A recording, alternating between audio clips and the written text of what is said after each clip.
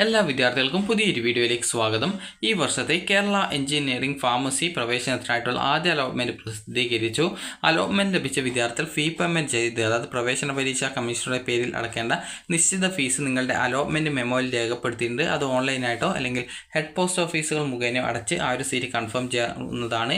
വിദ്യാർത്ഥികൾ 13-ാം തീയതി, അത് ഓഗസ്റ്റ് 13-ാം തീയതി വൈകുന്നേരം 3 മണിക്കുള്ളിൽ നിങ്ങളുടെ സീറ്റ് കൺഫേം ചെയ്തിട്ടില്ല എങ്കിൽ കിട്ടിയ അലോട്ട്മെന്റ് നഷ്ടപ്പെടുകയും പിന്നീട് വരുന്ന ആ ഒരു ബന്ധപ്പെട്ട സ്ട്രീമിൽ അലോട്ട്മെന്റിന്റെ ഓപ്ഷനുകൾ റദ്ദു ചെയ്യപ്പെടുന്നതും ആയിരിക്കും. അതുപോലെ തന്നെ കമ്മ്യൂണിറ്റി ട്രസ്റ്റ് കോട്ട ആപ്ലിക്കേഷൻ ഇൻവൈറ്റ് ചെയ്തിട്ടുണ്ട്. അപ്പോൾ അതുകൊണ്ട് തന്നെ കമ്മ്യൂണിറ്റി അതുപോലെ തന്നെ ട്രസ്റ്റ് കോട്ടയിലേക്ക് അപ്ലൈ ചെയ്യാൻ താല്പര്യമുള്ള വിദ്യാർത്ഥികൾക്ക്, അതായത് സ്വകാര്യ സ്വാശ്രയ എഞ്ചിനീയറിംഗ് കോളേജിലെ community registered society registered trust കോട്ട സീറ്റുകളിലേക്കും സർക്കാർ കോസ്റ്റ് ഷെയറിംഗ് കോളേജുകളിൽ സഹകരണ വകുപ്പിലെ ജീവനക്കാരുടെ മക്കൾക്കായി മാറ്റിവെച്ചിട്ടുള്ള സീറ്റുകളിലേക്കുള്ള പ്രത്യേക സംവരണം അപേക്ഷ സമർപ്പിക്കുന്നതിന് അവസരം. അപ്പോൾ നിങ്ങൾക്ക് ഈ ഒരു അപേക്ഷ, നിങ്ങൾക്ക് ഇതിന് അർഹത ഉണ്ടെങ്കിൽ നിങ്ങൾക്ക് ഈ ഒരു, അതായത് ഏതൊക്കെ കാറ്റഗറിയാണ്, ഏതൊക്കെ കോട്ടയാണ് എന്നിങ്ങനെയൊക്കെ നൽകിയിട്ടുണ്ട്. ജസ്റ്റ് ഇത് പരിശോധിച്ച് നിങ്ങൾക്ക് ഈ ഒരു കമ്മ്യൂണിറ്റി അതുപോലെ തന്നെ ഈ ഒരു റിസർവേഷൻ, അത് ട്രസ്റ്റ് കോട്ടയിലേക്ക് അപ്ലൈ ചെയ്യാവുന്നതാണ്.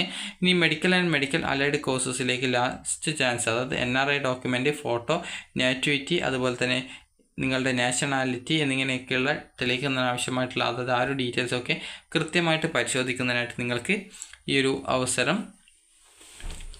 അപ്പോൾ NRI കോട്ട സീറ്റുകളിലേക്ക് പ്രവേശനത്തിന് അർഹത നേടുന്നതിന് അപ്ലൈ ചെയ്തിട്ടുണ്ടായിരുന്ന വിദ്യാർത്ഥികൾ ആ ഒരു നിങ്ങൾ നൽകിയുള്ള ഡീറ്റെയിൽസും കാര്യങ്ങളും, നിങ്ങളുടെ ഒപ്പ്, ഫോട്ടോ, സർട്ടിഫിക്കറ്റുകൾ അതുപോലെ ആവശ്യമായിട്ടുള്ള രേഖകൾ എന്നിങ്ങനെയൊക്കെയുള്ള കാര്യങ്ങൾ അപ്ലോഡ് ചെയ്തിട്ടുണ്ടോ എന്നുള്ളത് ഉറപ്പുവരുത്തേണ്ടതാണ്. അപ്പോൾ നിങ്ങളുടെ ആ ഒരു ലോഗിൻ ചെയ്ത് കഴിഞ്ഞാൽ നിങ്ങൾക്ക് നിങ്ങളുടെ പ്രൊഫൈലിൽ എന്തെങ്കിലും തെറ്റുണ്ടെങ്കിൽ അവിടെ മെമ്മോ ഡീറ്റെയിൽസിൽ കാണിക്കുന്നതായിരിക്കും. അപ്പോൾ അങ്ങനെ എന്തെങ്കിലും തെറ്റുണ്ടെങ്കിൽ 13-ാം തീയതി രാവിലെ 11:59 മുമ്പായിട്ട് നിങ്ങൾ ആ ഒരു തെറ്റുകൾ പരിഹരിക്കേണ്ടതാണ്.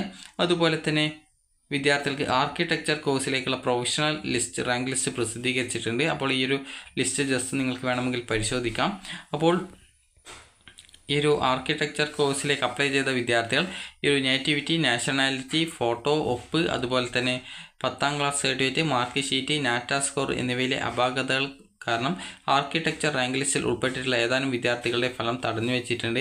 അപേക്ഷയിലെ അപാകതകളും ഫലം തടഞ്ഞു വെക്കുന്നതിനുള്ള മറ്റ് കാരണങ്ങളും പരിഹരിക്കപ്പെടുന്ന മുറയ്ക്ക് നിങ്ങളുടെ ഫലം പ്രസിദ്ധീകരിക്കും. നിങ്ങൾക്ക് ലോഗിൻ ചെയ്ത് കഴിഞ്ഞാൽ മെമ്മോ ഡീറ്റെയിൽസിൽ എന്തൊക്കെയാണ് തെറ്റുള്ളത് എന്നുള്ള കാര്യം പ്രത്യേകം നിങ്ങൾക്ക് അറിയാവുന്നതാണ്.